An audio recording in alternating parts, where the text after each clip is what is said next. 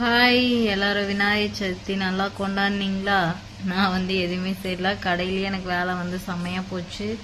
கரெக்டாக 9:15 வேலை முடிஞ்சங்காட்டி கடையிலேருந்து வீட்டுக்கு வந்துட்டேன். சரிங்களா, எதுவுமே செய்யல. வேலை முடிஞ்சங்காட்டி கரெக்டாக கடையிலேருந்து வீட்டுக்கு வந்துட்டு ஃப்ரெஷ் ஆகிட்டு போய் உட்காந்துருக்கேன்.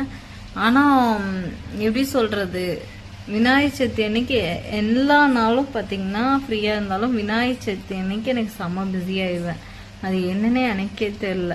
சரிங்களா, பயங்கர டயர்டு, உங்களுக்கு பார்த்தாவே தெரியும். ஏன்னா கடையில் நான் ஒரு ஆள் தானே இருக்கேன், அதனால் செம்ம பிஸி.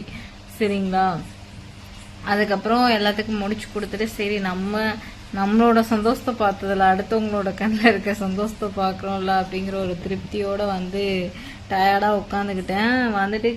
கடை துணியெல்லாம் கொண்டு வந்திருக்கேன், மிஷினில் போட்டு விட்டுருக்கேன்.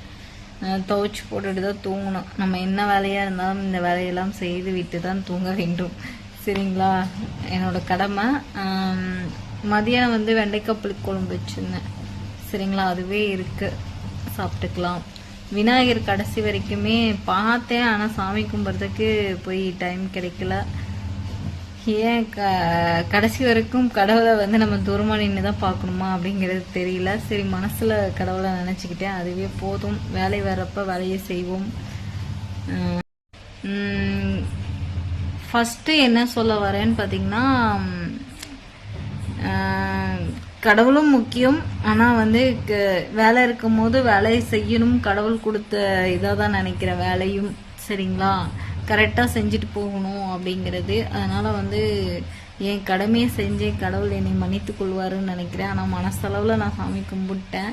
சரிங்களா, அந்த இடத்துல போய் நின்று கும்பிடலினாலும் அதே மாதிரி பார்த்திங்கன்னா நிறைய பேர் ஹாப்பியாக போனீங்க இன்னைக்கு. ஹேர் கட்லாம் பண்ணிட்டு இந்த இதெல்லாம் அவங்க ஃபேஸில் சந்தோஷம் பார்க்கும்போது ஏதோ நம்மளே சந்தோஷமாக இருந்த ஒரு ஃபீல் கிடச்சிச்சு.